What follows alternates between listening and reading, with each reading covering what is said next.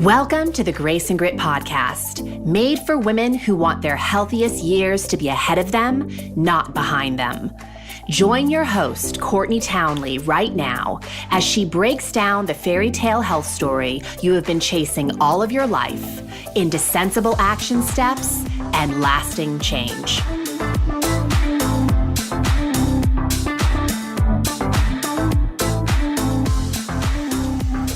Welcome to the Grace and Grit podcast, my friends. As always, thank you a million times over for taking time out of what I'm sure is a busy life to listen to this podcast.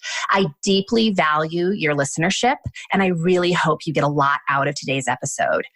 Now, we are dedicating the entire month of March on the Grace and Grit podcast to the topic, restore.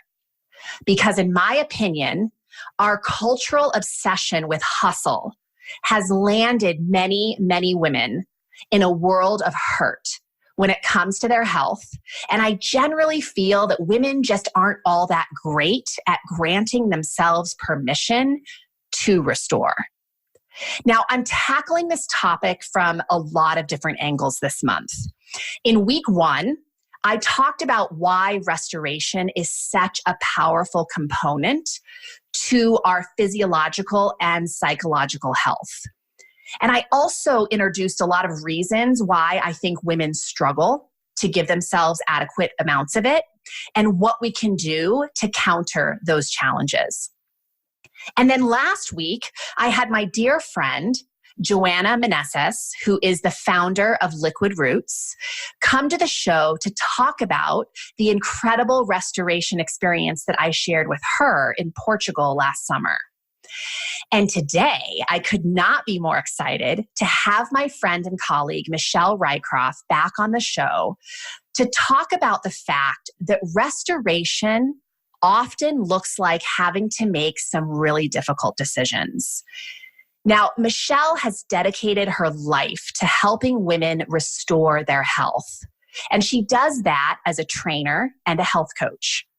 And we have a lot of similar philosophies around what it takes to really improve your health story. And if you want to hear more about those philosophies, I highly encourage you to check out the first episode that I ever did with Michelle, which is episode 59. I believe it was titled The Death of Dieting. Now, in my original interview with Michelle, that was a few years back. And since then, I have been watching Michelle from afar as she has struggled with some physical challenges and has been quite forthcoming that she believes that some of those challenges, if not all of them, are related to her breast implants. Breast implant illness is something that thousands of women are facing. And we aren't hearing nearly enough about it in mainstream media, in my opinion. And I got to be honest with you, personally, I had no idea that breast implant illness was even a thing until I started hearing Michelle talk more and more about it. And since then, I've had 2 other acquaintances of mine come forward telling me about their intention to have explants precisely for the same reason, because they too believe that their implants have created a lot of health challenges. Now, when I found this out, I went down a rabbit hole of research around this topic because I was really shocked and really just uninformed. And so many women are coming forward with stories about how their implants made them ill. And I find it really interesting that last month, the FDA issued a public statement about the link between certain types of breast implants and anaplastic large cell lymphoma, which is a rare subtype of non-Hodgkin's lymphoma. So I was really inspired to do this interview with Michelle today because I think this is a very important topic for women to be aware of if they have implants or if they're considering implants. And I also want to highlight someone that I have deep respect for who is going to great lengths to ensure that she herself is fully restored. I just feel the need to say this before we get into the interview, that I am neither for or against plastic surgery. right? I think it's something that every woman needs to decide for herself. But I am deeply for education, which is why I think it's really important that we have this conversation today. So Michelle, without further ado, thank you so much for coming back. Oh, thank you, Courtney, for having me on again. Yeah, no, I'm really glad you're here, and I'm really excited about this conversation. So first and foremost, I would love for you to maybe just tell people a little bit about yourself and also just kind of what has transpired since our last interview in terms of your health. Well, I am a 44-year-old wife, mom, and grandma to 2 little grandkiddos. And they're so cute. Oh my gosh, they're adorable and full of energy. And my husband and I are both business owners. I mean, he is in the brick and mortar kind of business. And I, like you mentioned, I'm in coaching and have been in coaching since 2013. My daily life passion is just to help women be restored, and however that looks. And since our conversation, gosh, I can't believe it's been that long ago. I know, it's not amazing. 2 years. That is crazy.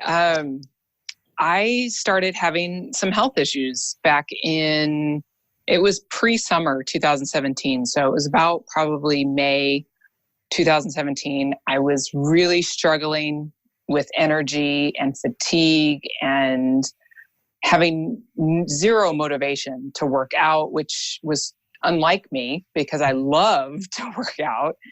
And I was just like, there's something wrong. I don't know what it is. I thought maybe my hormones are off again, because I was already supplementing myself with hormones at that point. Because are you in perimenopause? I mean, would yes. you say that you're, okay. So that makes sense that you would think it's a hormonal challenge. Right. And I had never had thyroid issues. Every time my thyroid was tested, it was fine. So I didn't think much of it. I thought, well, maybe I'm low on hormones again. So I'll go get tested from my doctor. He tested me. He said everything came back fine. And basically told me, maybe just take some 5-HTP. And I was like, are you kidding me? You're just going to tell me to take a supplement? There's something, I did not like that answer. I was very upset. Yeah. Because that's how I think we are treated in the medical industry, is that no one believes us when we say something's wrong. They're just like, here's a pill and go on your merry way. And you also know your level of self-care. Like, you're somebody who goes to great lengths to make sure that you're eating well and you're moving regularly and you're trying to get adequate sleep. I mean, your lifestyle is on point with a healthy lifestyle. Exactly. I eat healthy. I worked out regularly. I had noticed prior to my fatigue that my workouts were suffering. I wasn't as strong physically as I was before. And I thought, well, maybe that's just old age, because I was like, here I am, 42. And, women in their mid 40s tend to go through a lot of this stuff. So I didn't think a lot of it until my doctor was like, here, take this supplement. And I was like, no, there's something sparked inside of me. I said, there's something else going on. So at that point, I sought out a naturopath because Western medicine just wasn't cutting it for me. And I went through a bunch of blood work, and my thyroid didn't initially show off. It was a couple months working with her and just kind of doing like a detox of sorts. I hate to use that word, but we kind of tried to rebalance my hormones naturally, and that didn't work. So she tested my blood again a couple months later, and my thyroid was through the roof. My TSH level was 6+. Wow. And I was like, where did that come from? And my reverse T3 level was very high. And she says, you've got inflammation somewhere in your body. That's what these are showing. And I said, okay. I said, so what do we do? So we started. And at this stage, I don't want to interrupt, but I do want to interrupt. Yeah. But at this stage, you're feeling like kind of brain fog, lack of strength, just those would be like, were those your major symptoms? Yes. Brain fog for sure. I had a hard time focusing for long periods of time. I maybe had 2 hours a day of good focus time. I was getting 8 hours of sleep, sometimes more. And I was still exhausted by like 3 or 4 o'clock in the afternoon. I was living on caffeine, 3 and 4 cups of coffee a day, easy, sometimes lattes. And so we went through a little gut healing protocol with some supplements. I had lots of food sensitivities too at that point. It was like everything I was eating was making me look like I was 5 months pregnant. And it was uncomfortable. It was painful. The weirdest part about it was like it all just came on all of a sudden. Like I wasn't ignoring these things. Right. It wasn't like you decided to finally rectify them. But it was an overnight change. Right. And so she ended up testing me for what is SIBO, small intestinal bacterial overgrowth. And that came back positive. So she thought, well, maybe your inflammation's from that. You've got this overgrowth of bacteria in your small intestine, which is going to cause a lot of bloating and digestive issues. Not necessarily you're having food intolerances, but this bacteria is making you feel this way. So we went on a supplement protocol for that. She had me switch to a low FODMAP diet to kind of decrease the bloating. And we did that for a couple months, still nothing. And I ended up switching naturopaths because she was back east and I wanted someone I could see local and get a hold of more frequently. And when I switched to this naturopath, she put me on a thyroid medication, a natural thyroid medication, Nature-Throid. And immediately my levels started coming back down. My thyroid came back down, but my reverse T3 was still really high. And she says, I think your SIBO's still there. So she put me on an antibiotic specifically for SIBO, which the thing about this antibiotic is it doesn't kill off the good bacteria in your gut. Its primary function is to kill off the bad. And so it's really gentle on your stomach and your gut and everything. And so I did a round of that. We retested my lab work. My hormones were still a little bit low. So we started supplementing more testosterone and she increased my thyroid a little bit, but my reverse T3 was still really high. She goes, you still have some inflammation in there. And so at this point, I'm at my wit's end. This was a year later. And I'm like, I'm still dealing with all this and it's frustrating. So she recommended doing a food elimination diet to see if there were still any lingering food intolerances that maybe we were not picking up on. So because wouldn't that be great if it was a food intolerance? Like, yes, yeah.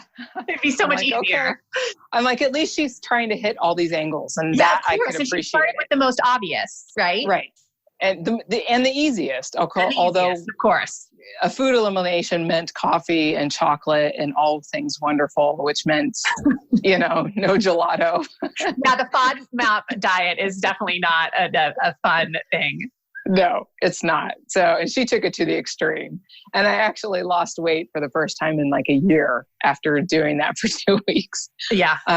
Which was another thing. No matter what I did, I couldn't lose weight. That was another thing I was dealing with. And so I got back off. I felt great on that for 2 weeks. But as soon as I would introduce certain things back in, we just went right back to the same old symptoms. So I just recently finished up a second round of antibiotics for SIBO. I'm still not feeling any better. And through this whole course of time, I saw one of my friends and colleagues on Instagram post about her implants. And she posted about this Facebook group on Facebook. And I just was like, well, is there a connection here? I'm like, it certainly couldn't be my implants. I have saline implants. They're safe. They're the safe implant. That's what we're told. Because just to be clear, so everyone listening knows, there's saline and silicone, but even saline implants have a silicone casing, correct? Yes, that is correct. And how long ago did you have your implants? I had my implants put in August 2011. Okay, so not that long ago. No, not that long ago. And so I didn't really show anything until 2017, summer 2000. So almost 6 years later. Okay. It was when when these symptoms started. And so I lurked into this, I joined the Facebook group. I lurked in it. I started reading women's stories and I was just like, no, it can't. I was in denial. I was like, it can't be these. I've had them for 6 years and these symptoms are just, middle-aged stuff women in their 40s go through. There's nothing It's not my implants causing all of this. But the more stories I read, the more women that came out. And there's a lot of women in these Facebook groups, by the way. Oh, the group I was in, I joined when there was 50,000 women. There's now 68,000. 60,000 women. Yeah. Yeah. And that's just one. Right. So I started reading the stories of women with saline implants, and they were telling the exact same story I'm telling you. And I was like, oh my gosh, maybe it is. And so that had to be a moment of kind of a little bit of relief, and also, I'm sure, a lot of stress. Relief and a lot of stress. Everything on the emotional spectrum. I did. I felt guilty. I was like, when I got these, I thought it was no big deal. I thought these are saline implants. I wanted to look and feel better as a woman. Yep. Which a lot of us do, which the industry pushes, look and feel your best no matter what it takes. And I was just like, why did I do this to myself? And what example was I showing my daughters at that point? I'm like, I got these implants. Now they're making me sick. Am I just going to stay vain and keep them and stay sick because beauty is more important? Or is my health more important? Is being restored more important? And I watched their story. These women in these groups that had saline implants, get them removed. And within, I'm not kidding you, hours of surgery, they were already feeling better. Yeah. I mean, just hours. And it's only improved over time. They've had some detox symptoms, when your body gets rid of stuff, flu-like type symptoms, but they've gotten better. And now that I've been watching them for months, I've seen them months after. Their progress pictures from before surgery to after surgery. Their eyes are whiter. The whites of their eyes are whiter. Their face doesn't have dark circles under their eyes anymore. I mean, the level of inflammation that has disappeared in these women is just like, it boggles my mind. I don't know what else to say. Yeah. And so I went down the path. I'm like, okay, I think this is what I need to do. And the most frustrating part was finding a surgeon that actually believes in this, believes in breast implant illness, and doesn't disregard your feelings or your symptoms, and doesn't say it's not your implants that are causing this. But it blows my mind, because when I started I was telling you before we started recording that I have so many friends who've had implants over the years, which is why this is just so mind-boggling to me too. It's just that I just haven't heard anything about it. But when you really get into researching it, there's a lot more research that shows the negative consequences of implants than there is research that shows that they're safe. Right. And exactly. No one talks about that. So, and I can imagine it's very frustrating when you go to a doctor and they feel like it's a made up condition in a way, like that I'm sure is that what you're speaking to? Is that how you felt when you brought it up to your physician? Oh yeah. Even my naturopath kind of looked at me like, are you sure? I was like, you're a naturopath. I mean, you should be at minimum think just because it's not natural in your body that it could be the source of these issues. And she never said, don't get the surgery. It's not your implants. She's all supporting me in my choice to get the surgery. But to even have a question from a natural doctor, like, is this really real? You just feel like, why is nobody listening? And why is it such a far-fetched idea? It is a foreign object in the human body, right, that is definitely made up. There's chemicals in the material that, of course, your body can have an aversion to. Right. Of course, your immune system can rebel against that. Your immune system can rebel against a hip replacement. Yep. Yeah. Any medical device. Any medical device. They're all foreign. So I'm not, like I say, it's not just pointing out implants as, the sole issue. It's really any medical device. Yes. But there are so many women with implants. Yes. And that's really the kicker there, is there's so many women with them that are just feeling this way, and they don't think it's their implants because we were told thousands of times they're safe. Yeah. And the biggest thing, the biggest thing is that there are no long-term studies on implants. Right. period. They're all short-term studies. And most of these women are not having issues until a couple of years after the implants. If you think the types of conversations that we're having on the Grace and Grit podcast are important, and you feel that it's a message that needs to spread to more women, you could do the podcast a huge favor by heading on over to iTunes and rating the podcast, and better yet, even leaving a review. It seems like a small thing, but it goes a really long way in helping to get more ears on the podcast. You can do it easily from your smartphone, or you can just get onto iTunes on your computer. Go to ratings and reviews once you're in the Grace and Grit podcast. And then there's a little button that says leave a review. And that's where you can do that. And also, one other note, when you leave a review, don't panic if you don't see it show up right away, because often it takes up to 24 hours for a review to show up in iTunes. So if you do it and it doesn't show up, don't panic. And thank you a million times over in advance. It means a lot, and it goes a long way in helping to support the production of this podcast. So how did you go about finding, because there are not a lot of surgeons that actually do explants. Right. The Facebook group I'm in, it is Breast Implant and Healing by Nicole, Illness and Healing by Nicole. She has a website as well. And on that website, she outlines, what breast implant illness is. And she lists physicians in every state and in some other countries that have been approved. I don't know by who, but I think she takes the stories of all the women in the group and who they're seeing. Okay. And she reaches out to all these doctors to see what their procedure is, how they feel about breast implant illness, and things like that. So there was a list, and I went off that list for Arizona, and I started calling. And the hardest thing was that there are so many women asking for this that the wait list is atrocious. Yeah, you've been waiting how long? I made calls in August of 2018. Forgot what year it was. It happens. And I couldn't get in for my first consult till January of 2019. And your surgery is scheduled for when? May 1st. Oh my gosh, it's right around the corner.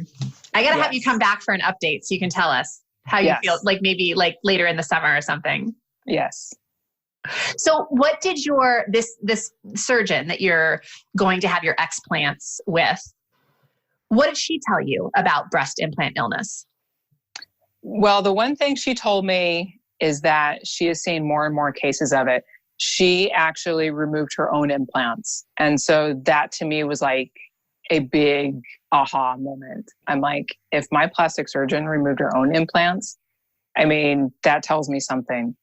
Yeah. And her office gal told me that the number one surgery they perform in their plastic surgery office now is explant surgery. Wow. Yeah. And explant surgery is no small commitment, isn't it? It's a little bit more extensive than the implant itself, yes? Yes, it is. The implant itself, depending on where your implant's positioned, over the muscle or under the muscle, mine are under the pectoral muscle. So they had to slice my pectoral muscle open and put the implant in. To take out the implant, they have to go back in the same way. They have to slice through my pectoral muscle, but they have to open up wider because they have to try and pull out the implant, what they call en bloc. And what that means is they have to pull it out, and the capsule that forms around it. Now, the capsule that forms around the implant is your body's natural defense mechanism saying, here's something foreign. I'm going to put this capsule around it because I want to protect the body from this foreign object. Okay. And so en bloc means that they are trying to take that capsule and the implant out in one piece. Okay. What makes explant more dangerous than implant is that if you have implants under the muscle in particular, that capsule that formed around the implant can be adhered to your ribs. Okay. And they have to get the entire capsule out of your body. They cannot leave pieces in. And some surgeons will say it's no big deal. You can leave the capsule and there's nothing wrong. The capsule is where all the bacteria is, most of it. is in the capsule. It's not in the implant itself. Some of it's in the implant, some of it's in the capsule. And that you're speaking to is partly what the body is defending against, right? Like I read somewhere that there's almost a mold that can form, like a fungus. Yep. In the capsule, which then can create neurotoxins and just toxins that are running through your bloodstream. And then your immune system has to fight against that. Right. So they've got to take all that out and block. If the capsules adhere to your ribs, they've got to try and scrape your ribs to get the capsule off your ribs, which, you know, is dangerous because your lungs are right there. And so you have the risk of obviously perforating your lungs. I'm terrified of this surgery. I really am. I was terrified of getting them in, but I'm more terrified of getting them out just because of the risks that are involved. And there are women getting hematomas afterwards, getting rashes, you know, things like that. And I'm just like, was it worth it? I keep asking myself, were these implants worth it? And like you said, I'm not for or against surgery. I'm for education. Yeah. Know what you're getting into. Because only you as a woman can make that choice of whether you want them or not. But I want you to know what's on the other side of that if you do get them. The potential risks. Because again, not a lot of people are hearing about this side of it, right? We hear that it's safe and that, you know, it's all good and they're going to make you look better and all these things. But then there's this side that is becoming a staggering reality for many women. Oh, now, for sure. You also had some joint pain. Like I always see pictures of you getting injected with your wrists. Is it your wrists, your hands? The wrist is actually from an accident, a car accident. Okay. So, yeah. Got it. So something totally unrelated. Yeah. I do have some joint pain in my hips. That has flared up in the last year really bad. I have ringing in my ears every now and again. And I'm just like, and I thought, well, maybe it's I had amalgam fillings too. You know, I had 3 of those in my mouth. I thought, well, maybe it's these. I had those taken out and none of these things have resolved. Even after removing those. And so I went down every avenue I could go, and all that was left that I kept coming back to was my implants. And as much as I don't want, I'm actually spending more money to get them out than I had to put them in, which is staggering to me. But at this point, I'm like, I want them out. I just want to feel better. I am tired of feeling this way. I feel like I'm in my 50s and I'm only 44. Yeah. And I think this is such a great example too, that nobody knows your body like you do. You know, and you can go to the doctor and tell them that you think this is an issue and they can say, well, you know, we don't think that that's a real thing or, you know, whatever they're telling you to kind of minimize it. But then for you to go to this length to have this done, to pay this kind of money, to go into a surgery that is not a minor surgery. I mean, it's got to be important to you. To me, that's a testimony of how lousy you actually feel right now. Right.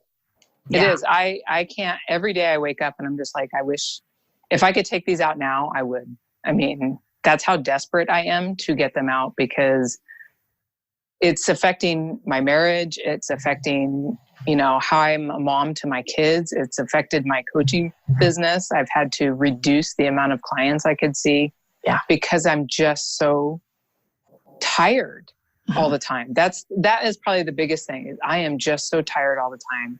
And the brain fog and being tired all the time. I'm just like, I can't live like this. And I don't want to live like this for however many years I have left. You know, I'm like, I can't. It's too important to me. My health is too important to me to have to look good, you know, with breast implants. Yeah. You have so much, you know, so much life left in you and so much to live for and so much you've built that of course you want to feel good for that. What do you think was the most surprising thing that you learned about breast implant illness, aside from how many women are actually suffering from it? Like, what do you think is the thing that really struck you when you started to do your research? I think that the thing that really struck me is that everything, besides the number of women, like you said, was that we all had very similar symptoms. We had autoimmune issues. We had gut issues. We had thyroid issues, which is an autoimmune issue.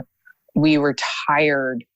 We were all full of life and vibrant before our implants. And then things just started going downhill. Yeah. And so the one thing we thought that we were going to gain with implants was new life, feeling confident, feeling beautiful. It stripped it all away. Mm-hmm. It's pretty powerful. Yeah. Okay. So the surgery's in May. Yes.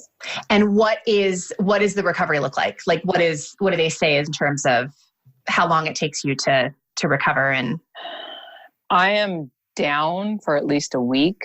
I cannot do I cannot do anything. I have to just sit upright, which is not going to be fun, for at least a week. I cannot lift my arms above my head.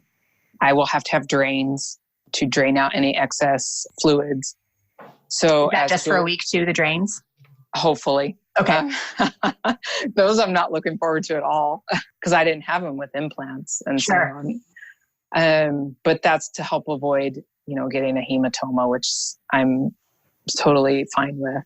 But then after that, it's just allowing the muscle to heal up. My surgeon in particular is an expert in muscle repair. So she goes extra lengths to make sure the muscle repair is done well.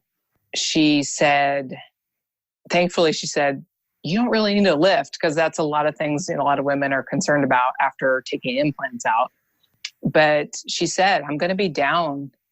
I won't be able to really do any physical activity other than walking for about 6 to 8 weeks. Okay. And then there's supposed to be a detox period because your body is going to start cleaning out itself of all this foreign object matter, whatever's left. Once the implants are removed, it's going to start clearing it out. That's what our liver does. Yeah. And so I would fully expect that I'm going to have some bad days, but the number of good days I'm seeing from other women way outweighs the bad days. It's all about, I'm already doing this. So I feel like I'm a step ahead of, a lot of other women as I already eat really healthy. I focus on, organic foods and things like that, whole foods, not a lot of processed foods. I'm trying to walk as much as possible. My own clients have twisted my arm and said, okay, you're walking with me today, because they know how important activity is, especially going into a surgery. You recover better if you are active. And so my clients are really stepping up and helping me to get on walk because I don't want to walk right now. I'm just so tired. And I bet this has been a really great reminder to you on so many levels about how powerful support is, right? Like the support you found through these communities online of other women who were similar challenges, and then the support of your own clientele. Like it's everything. It is everything. I mean, there are 68,000 women in this group and they're all just supporting one another. When everybody posts when they go into surgery, and there's just hundreds of thousands of comments and Facebook reactions of just support, love, prayers, encouragement, things like that. I mean, it's overwhelming. It really is.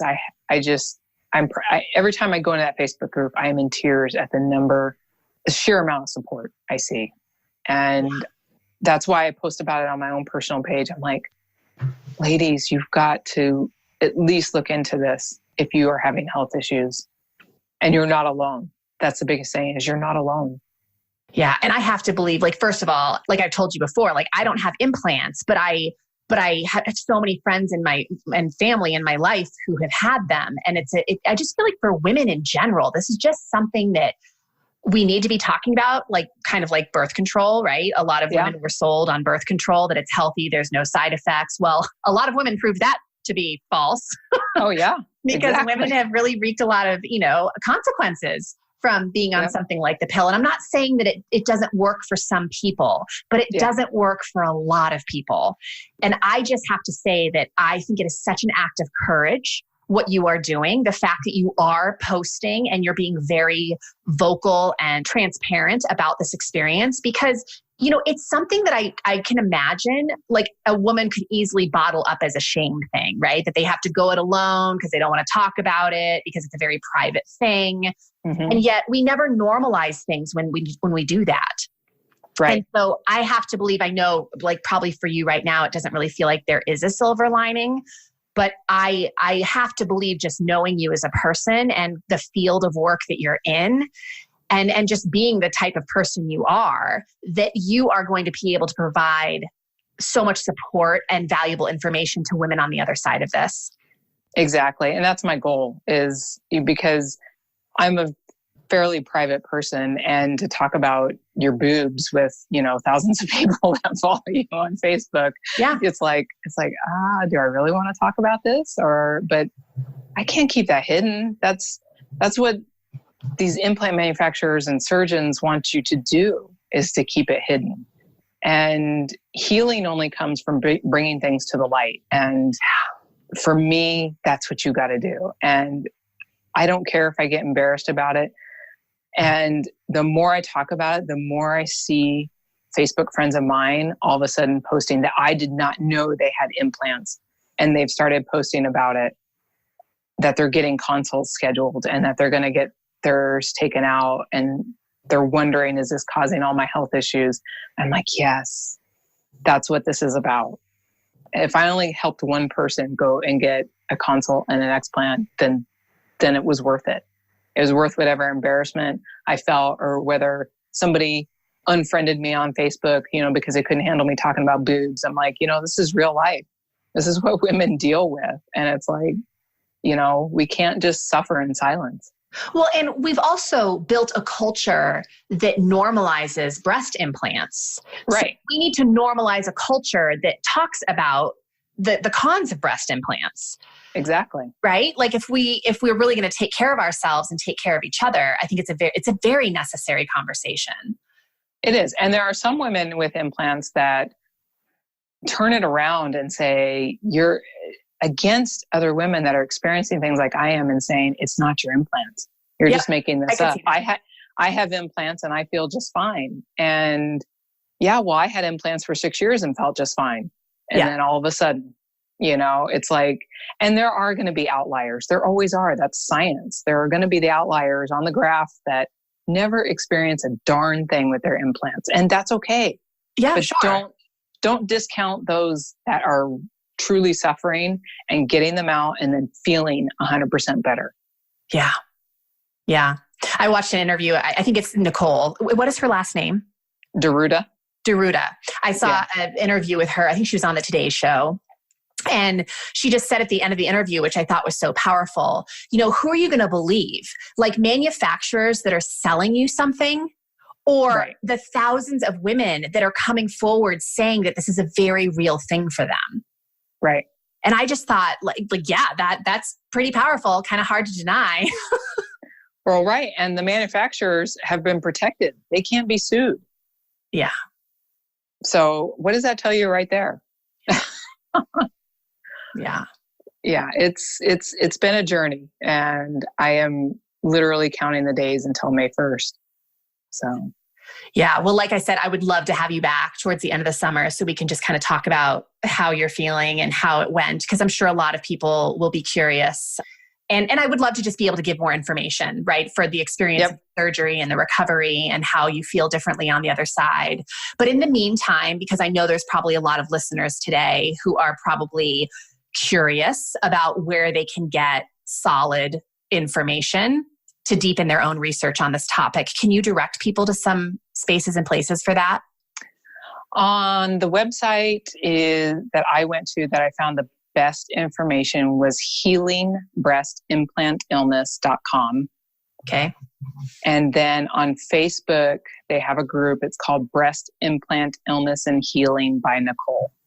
Okay, great. And we will put both of those links on the webpage where this podcast is found on the Grace and Grit website. And is there anything else you want women to know? Anything else you want to say?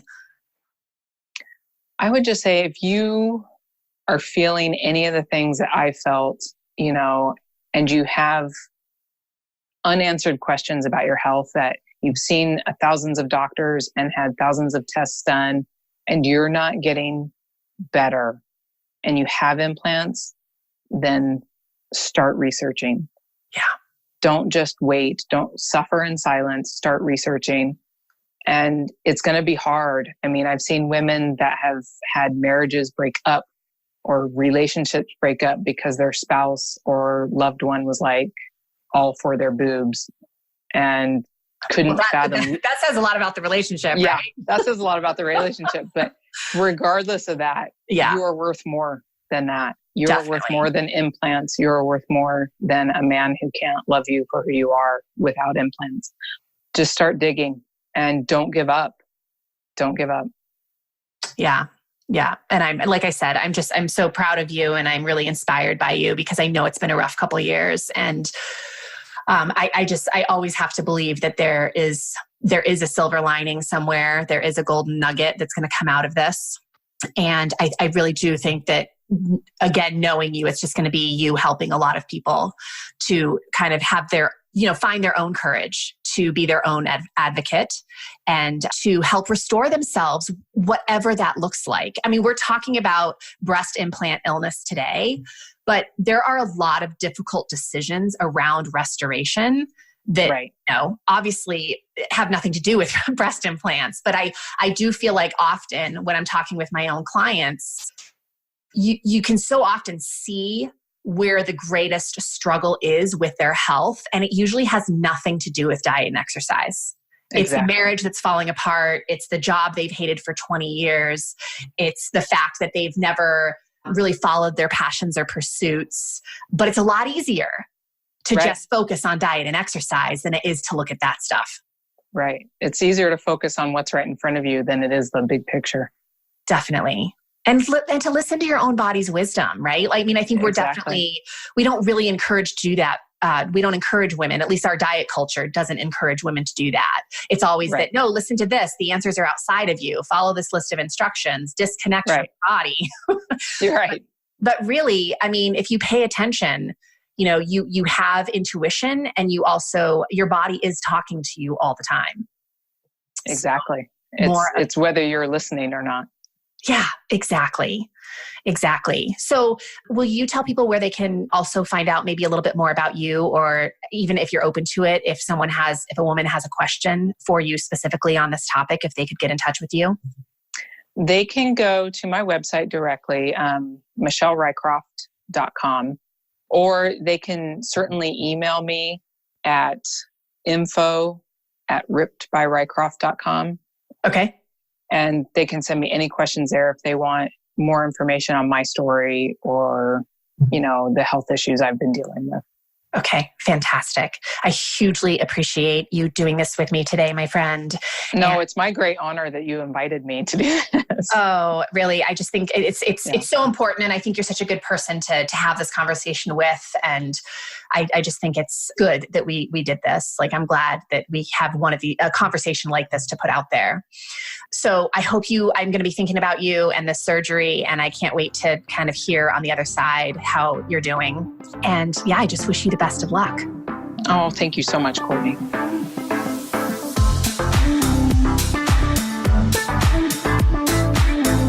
Thank you for listening to the Grace and Grit podcast. It is time to mend the fabric of the female health story. And it starts with you taking radical responsibility for your own self-care. You are worth the effort. And with a little grace and grit, anything is possible.